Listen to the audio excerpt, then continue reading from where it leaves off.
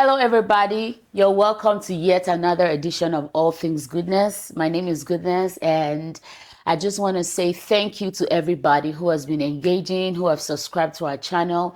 You are the reason why we are still here. Thank you so much. And if you are just joining us for the very first time, please subscribe and engage and share the word out there. Okay, not to waste any of your time, I'll just go straight into it. Today's topic, we will be looking at starting all over again in your 30s, 40s, and beyond, and specifically, looking towards the nursing career. I am not doing this alone. I have my school besties. They're here with me, two of my school besties, and I will just let them introduce themselves, starting from my right.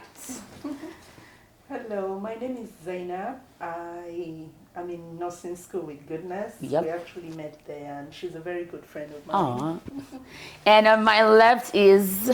My name is Aderonke, and I'm also, I met Goodness while in nursing school, and we're still keeping tabs on each other. We're still doing everything together in nursing school. Yes, you heard them. We met in nursing school. We're still in it. And I can tell you something for sure.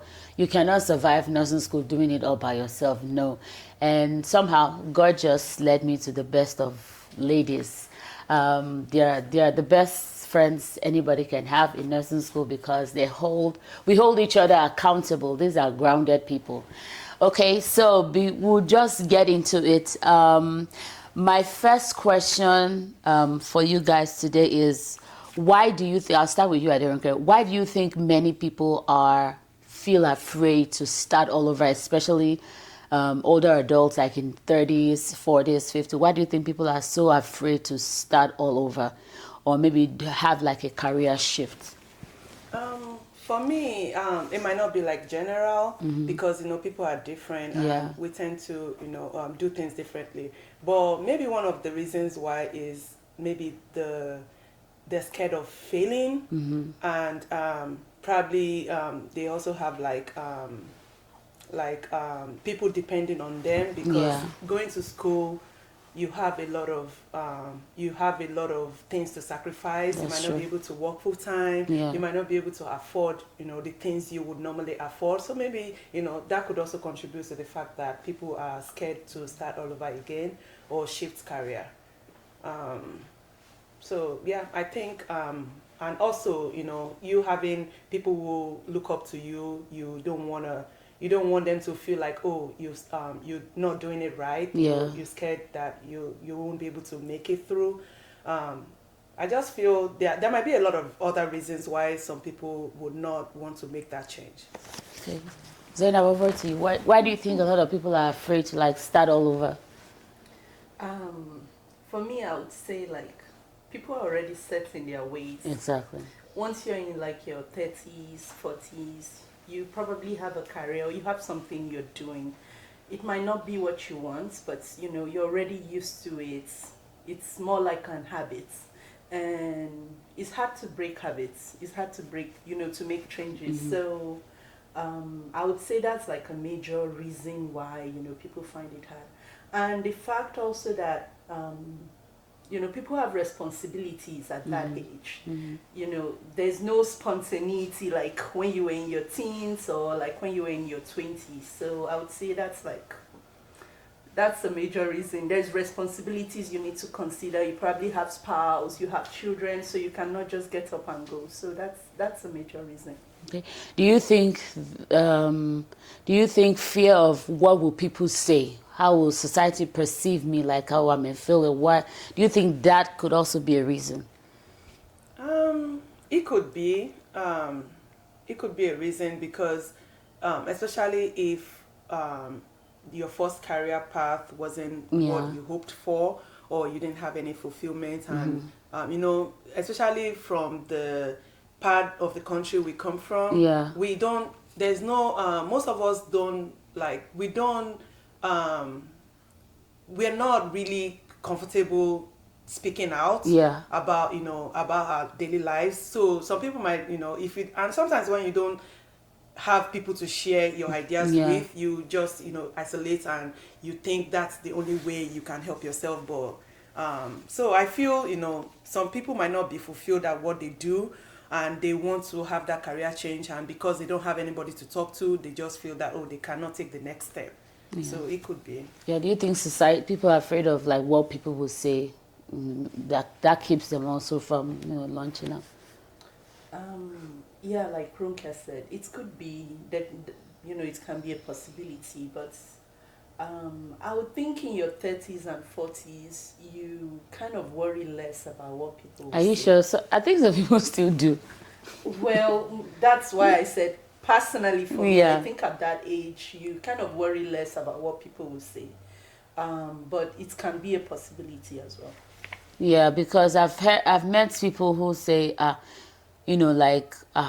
people will think this old woman, why are you, Okay, now I think I understand what you mean. what are you going, please just sit down, that kind of a thing, or just, they feel, it's too late, just continue with the status quo. What's the point of, leave that for kids and all of that. But I don't think we should let the fear of what people will say, stop us. For instance, I think towards the end of my first degree back in Nigeria, there's this lady that came up, Moments with Mo. Mo, yeah. Mo, who is the owner of Ebony Live TV, Protea hotels. She just started. I knew she was doing well in the what side, gas. I think she was in the gas oil and gas industry. And then she said, like, she just felt it was time to leave. And then in her 40s, she started her TV show. And people were like, in your 40s, like, this is an industry for the young, people in there. Why are you coming to, But she didn't let that. And I used to really enjoy her. She started off in her 40s. And also in her 40s, she started the Protea Hotel. And then now in her 50s, she started Ebony Live TV, and it's been going on in her 60s now. So I don't think, a lot of times that fear of maybe stigmatizing, what will people say, you're too old, I've seen that a lot, but I don't think that, like you said, we should allow people, that to stop us from launching out. And if you look at even most of the big brands that we have, most people, started, actually in their 40s, they got that big break, even for the Chick-fil-A's and all of that. So for me, ages should never, the fear of what people will say, and then seeing that, oh, maybe I'm too old. But that's another reason people think, some people say, this is my brain, will it still carry it? No. Our brain, there's so much our brain can do. And sometimes, like scientists will say, we never really get to utilize half of what our brains can do, So yeah, thank you for all the inputs. So my next question will be, I'll start with you, Zainab. Do you have any? What motivated you, first of all, to say I think I need to switch careers, or I think I need to go to this part? And did you have any doubts or any fears when you wanted to branch out? Okay, so I'll start with the second part of the question. With the doubts and fears, I definitely had doubts. I had fears. I am someone that do better with maths, like numbers. Oh yeah, she's the mathematician of the group for sure. I do better with maths, with numbers. My first degree was in engineering. So you can imagine like branching out to nursing, like it's almost like a 360 degree. You can see she's a nerd, see the glasses. Goodness, it's almost like a 360 degree turn. So I kind of struggled, but I would say like the major reason or the major motivation to switch careers was relocation for me, basically. So when I first arrived the US, of course you have to find something to do, I didn't know what I really wanted to do, so I kept thinking, what can I do? And I didn't know what I wanted to do because even back home in Nigeria, though I graduated an engineer, I worked in research briefly Then moved into marketing. So I was marketing and doing like corporate banking for like Oh almost my 6 Lord. years. Yeah, that's Nigeria for So you. like there's like this huge deviation, Yeah. you know. So I kind of did not have like a set route per se. So getting here, I was a bit confused. I didn't want to go back to banking, marketing, and all that. I didn't know if I could go back to engineering. So my husband was like, okay, why don't you try maybe tech? And I went on and did data analysis. So I have experience in data analysis as well. But I found, you know, it's not something that I can do in the long Yeah. run. I wasn't really finding purpose, no joy. So when I started learning more about nursing, you know, I decided, okay, this is something I can do. You know, naturally, I'm someone that like to help. You know, Yeah. I'm someone that like I'm an empath. So seeing people around me doing nursing, I was like, okay, I can try that. I can try that. But my fear was that would I be able to survive it? Yeah. I'm not the type that likes to read for too long, you know. So that was my fear. So I doubted myself for a while, but here we are. Awesome. Awesome. Okay, over to you. With me, I guess that I would say that it wasn't really like a big shift for me. My first degree was in anatomy, and I've always wanted to be in health, health career field. And, going to medical school, well, I tried that path. It didn't really Yeah. go well. Then I got married. I had kids. And back home in Nigeria, I was like teaching. I did my PGD, and I, taught, the elementary and the secondary school. These are ladies of substance. And when I moved to the US, CCV. when we moved to the US with my husband and my kids, I kind of like, moving. It's really like a big sacrifice Yeah. for most of us. And I did like some few months in warehousing, and I was like, no, this is not for me. Yeah. I cannot continue this way. Then I went to the Indiana School of Phlebotomy. I did a little bit. Then I got a job as a phlebotomist at one of the donor center, and I've been there for like 5 years now, even though I'm still in nursing school. But it kind of like give me that feeling of Yeah. okay, I could do more. Yeah. Being a human, you want to do more, Yeah. you want to improve. And I remember that I had this conversation with my husband, my sister, and she was like, oh, you can, go into nursing school. And that's how I, chose to be, because I always felt that this is, where I actually belong. Yeah. So I didn't really have, like, I wasn't really, for me, even when I'm starting a new thing entirely, I don't really like have that scary feeling. I just feel that, okay, what will be, I'm just going to try. I'm never, so I never really have that doubt or fear. Okay, from what you ladies have shared, something I've picked is that it's okay not to like find yourself in like your teenage years, 20s, you can actually find yourself. It's okay to find yourself later on in life, like in your 30s and in your 40s, from what you have shared, because my story is almost similar, because growing up, my dad always thought I would make a very good nurse or doctor. My husband knows the story. My dad always felt that, because like you said, I'm someone who's very, loves to take care of people, go out of my way. And he always felt that I could, that would be an area that would be good for me. But I was like, of course, me too, I'm not a very good in maths. I know how in Nigeria it is, you have to pass maths, chemistry, physics, and, they make it so, I don't know the word to use. It's almost difficult, yeah. So when I looked at it like, maths was not my strength. I mean, back in high school, we'll do like 14 courses. I'll get all A's and I'll get a C in maths, sometimes even a D in maths. That was how I love to read. Oh, solving, calculating, no, it's not for me. I could talk to the ends of the earth, but not math. So when I thought about that, I was like, no, I will not. Because of that, I was like, no, I wouldn't do it. So when I came here also, I thought of going into public health. That was what I thought. Like, okay, I could talk, and then, but my husband said, like, no, I think this you should consider, like, hell no, don't even bring it up. But then I met a friend of mine who is a nurse. We're in high school together back in Edo State, and she's like, no, goodness, I know you. You're a very smart person.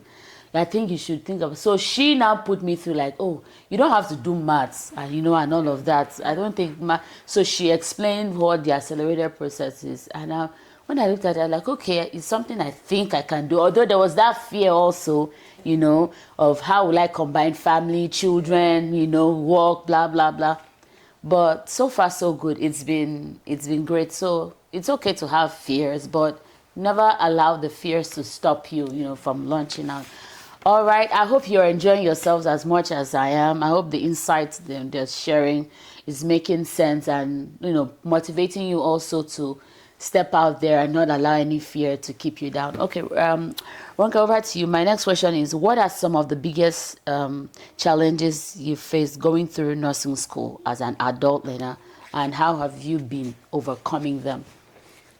For me, I think my the biggest challenge I've had while still in nursing school is to be able to balance having a family, Yeah, and also having a full-time job. yeah, So I think that's one of my biggest challenge, and I tell myself I can only control what I can control. That's it. So that's what has been keeping me. So I take every day, one day at a time. I was talking about this with someone recently at my job, and she was like, no, I think you have to, it's okay to take it one day at a time, but you can also take it 1 hour by an hour. Yeah. She was just trying to be sarcastic about it. Okay, even a day might be too much for Yeah. you to, deal with, but just take it one step at a time. I think that is what I do, and it's been helping my mental health, because, there are some days that I feel I have all my days lined up, okay, I'm going to get home, I'm going to take a shower, I'm going to, study, but I might get home. I'm telling you, I've had to take one of my kids to ER, spend 2 nights there. So it is what it is. Yeah. But you just have to keep pushing. True. And, just hope for the best, and, continue to build that resiliency. I think that is the only thing we can do. Yeah. Okay. Zaina, what do you have to say? Yeah, I think I agree with Ronke again on that. Getting back to school after being away for a long time is not easy. And now you have other responsibilities. So trying to balance that out, not lagging behind with your family, domestic responsibility, and also with your studies. And nursing school, I'm sure we all it comes at you really fast. Especially the accelerated program we're doing. Yeah, it comes at you really fast. You have a lot of things to catch up with. You have assignments, you have lab work, you have care plans, clinicals. There's just a lot. Unpaid 12 hours clinical. You get it. So it's really hard, but being able to manage your time and prioritizing what is most important. Yeah. And I think working earlier, keeping up, working earlier than your due date will kind of help you. So even when you have unpredictable circumstances that spring up, you still are a bit comfortable. Yeah. So I would say that's a major challenge. Would you say what's the role of or the importance of having a strong support system in nursing school, both at home and in your nursing program? Would you say that is important to help people? You cannot overemphasize the importance of support, both at home and in school. Yeah. At home it is really important because you need that to be level-headed. Yeah. To even be able to be in that emotional space to study.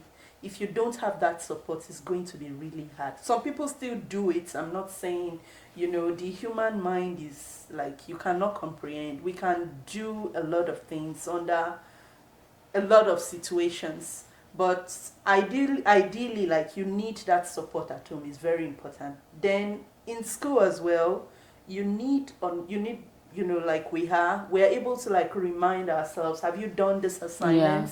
oh, if one of us is struggling in a particular place, we can like, okay, goodness, I'm struggling with this. How can we go about this? And, we are able to make discussions, and kind of help ourselves. So Sure. Ronka, what do you have to say about it?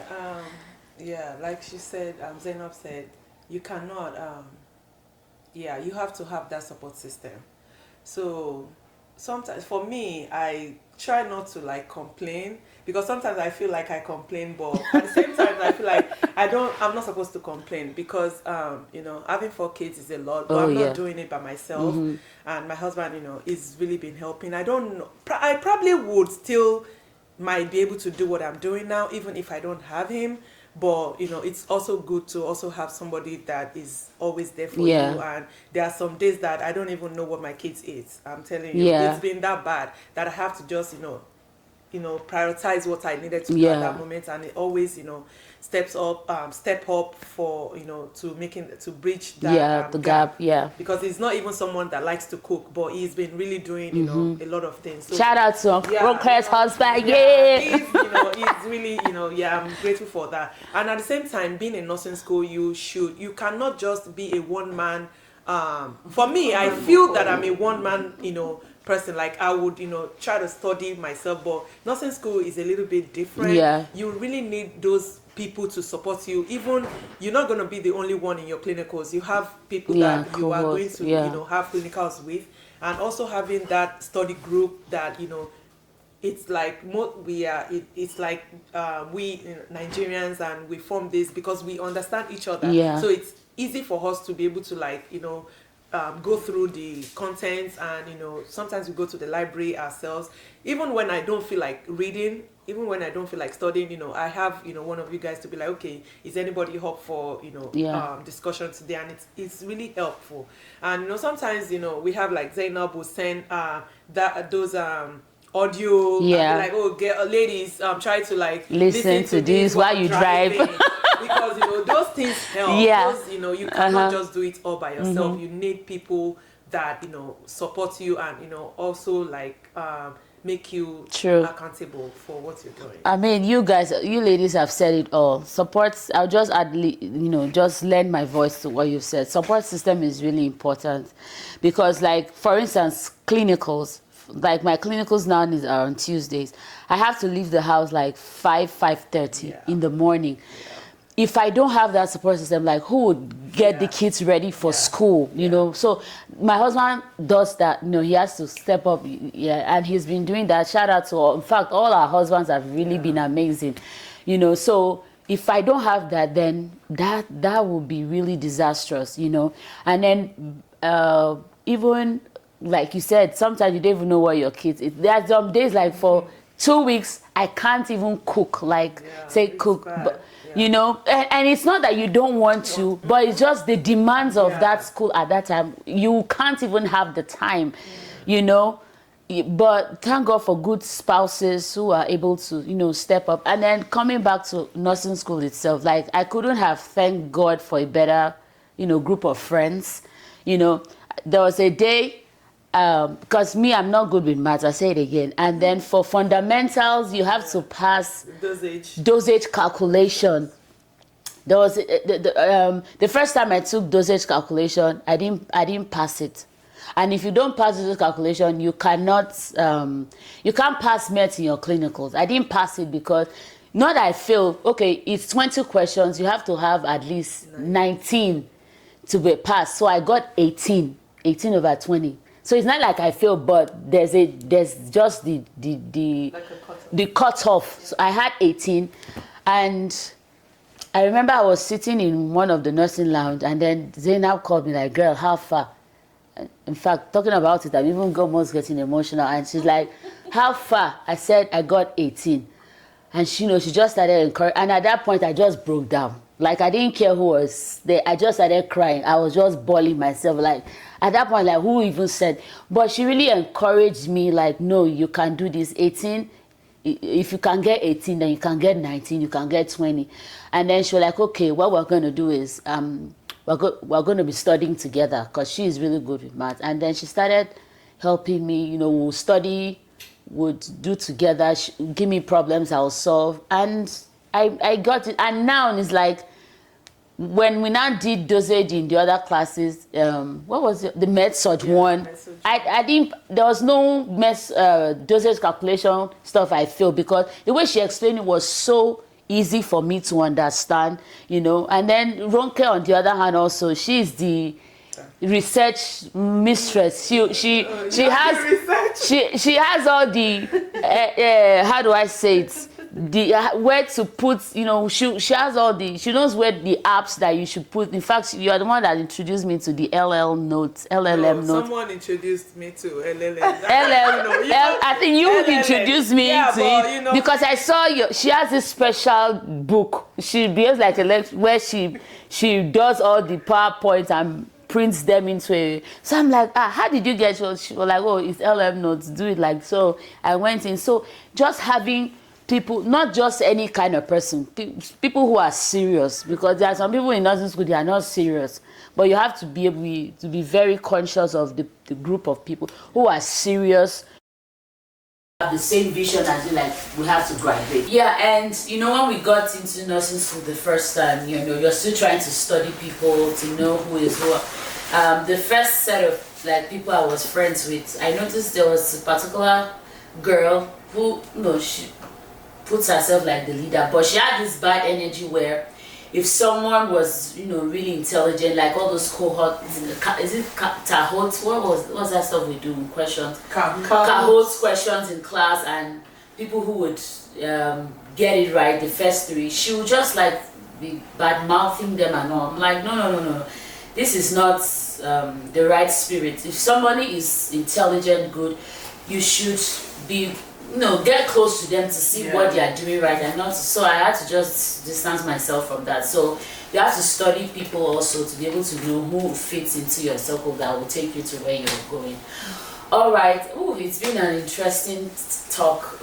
Nice having you ladies here. So final words of encouragement or advice for people, mothers especially, ladies, or even fathers, anybody at all who is trying to switch careers or even considering nursing and, you know, has a lot of doubt, fears, or doesn't even know where to start. What is your, you know, advice or encouragement to them?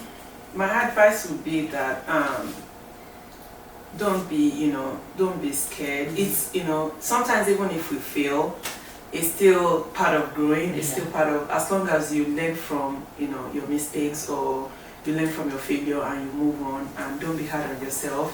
You have to give yourself a credit, because especially you having that thought of starting afresh, it's a bold step. And we should always, you know, I think, you know, I needed this to say to myself too, that we all need to, you know, give credit to ourselves, and just go for, you know, what you want.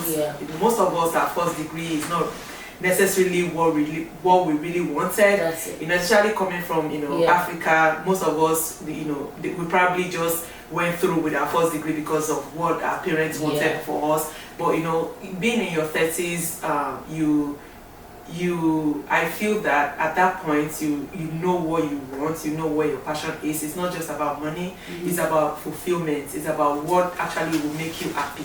So I think you know, it's always good to follow your heart and just do whatever. You know, thank you for that. Something you said, I'll come back to the word, but I have to ask this question just to help someone out there. Has age and years of experience helped you in nursing school right now? For me personally, I think it helped me. I've always been, you know, telling myself that, I know I'm not a dumb person from when I did my first degree, but I feel that despite the fact that I have my parents, I had people, I wasn't thinking about paying my school fees, I wasn't thinking about fending for myself for feeding, yet I felt I probably wasn't like really serious enough. But this time around that I'm actually like doing it for myself. I'm doing it, nobody's forcing me to do it. Despite the fact that I'm all over the place, you know, working and everything, I still feel that the little time I spend on my reading, you know, it makes more sense to me now. So I think age has to do with, you know, excelling sometimes.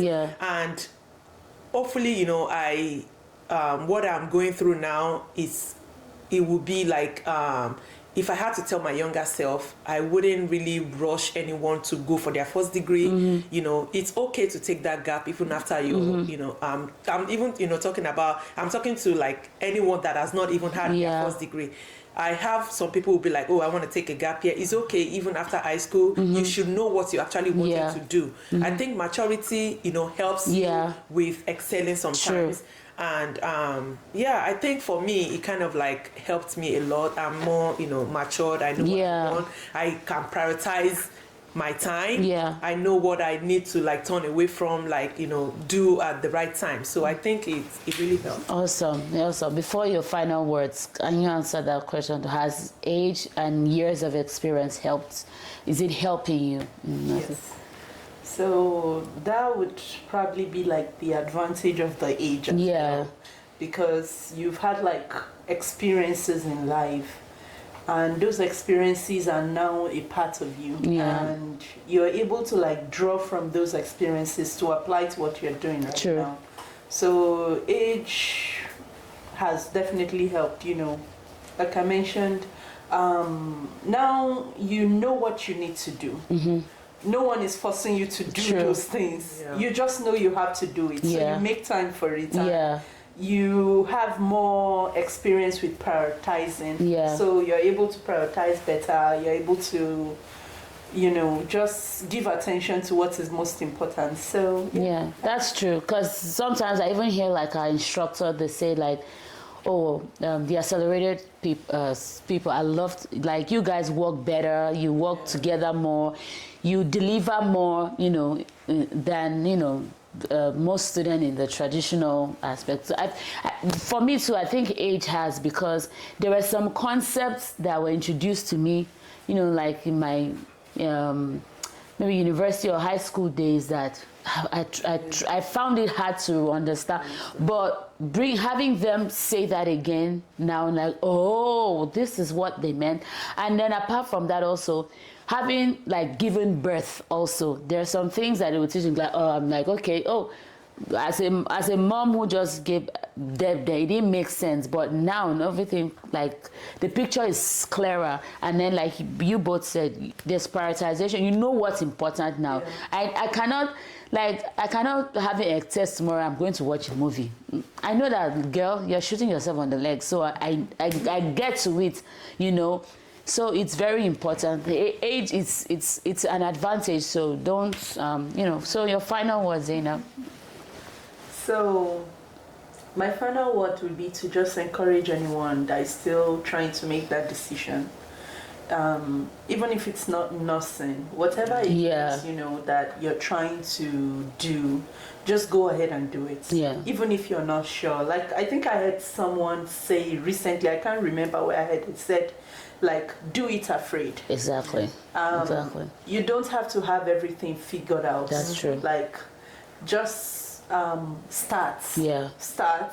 If it is nursing school you want to go to, start with your prerequisites. If you cannot do more than one at a time, just do one. That's it. And keep moving on from there. There's nothing we cannot do. No matter your challenge, your strength, your weakness, in as much as you are aware of who you are, in as much as you can be honest with yourself, right? You can do it. And you might face challenges, you might fail some things, but you're still going to survive, So that's it. Okay, I mean, they've said it all. It's been wonderful having you guys here, Zainab, Ronke. There's one more person that is not here, but in subsequent edition, she will be here. We call her the Margaret Thatcher of the group. And when she comes, you will get to know why. But my last words would be, if just go out there, like Zainab did. Do it afraid. You don't have to have it all figured out, but just step out there. I mean, what's the worst that could happen? If you fail at it, you will get to know better ways to do it, And then if you're already in the system, find good support system, find good people who would help you, who will complement you in your areas of weakness, to push you out there. So yeah, that's it. There's nothing that is impossible if you put your mind, to do it. Okay. And on that note, we have come to the end of today's edition. Hope you had fun. Please subscribe, comment, share, let us know what you think. If you have any questions, things that are bothering you, please put it in the comment section. We will be there to answer and to help you out, set you up in the right direction. All right. Thank you so much, Zainab, for coming. Thank you so much, Ronke, for coming. We will do this again when we have finally, it will be a bigger celebration. Yeah. Thank you, ladies, for being there always, anytime, any day. All right. Thank you. Bye. Take care. Bye. Bye.